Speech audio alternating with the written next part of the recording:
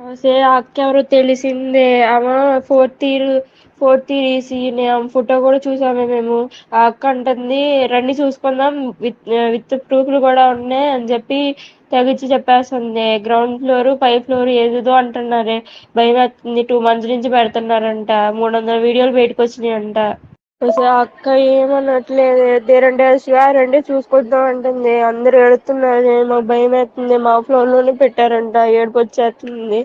చచ్చిపోదాం అనిపిస్తుంది బాబు.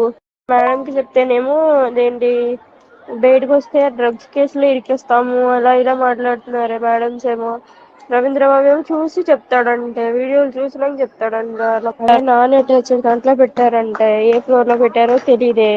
ఇప్పుడు 300 వీడియోలు అయితే బయటకు వచ్చినాయని మాత్రం అంటున్నారు. సీనియర్స్ ధర్నా చేస్తున్నారు. సీనియర్స్ ఏమో గొడవ పడుతున్నారు. అది మేడం వార్డెన్స్ ఏమో కర్రలు పట్టుకుని ఎమ్మడి పడుతున్నారే. కానీ సీనియర్స్ చాలా మంది ఏడుస్తున్నారే. 300 వీడియోలు 2 నెలల నుంచి జరుగుతుందంట. ఆ పిల్లేమో పొలిటీషియన్స్ అంట. మరి తెలియట్లా, అందుకనే భయపడుతున్నారు ఎవరైనా అడగడానికి. అంటే ఫేక్ న్యూస్ అంటున్నారే.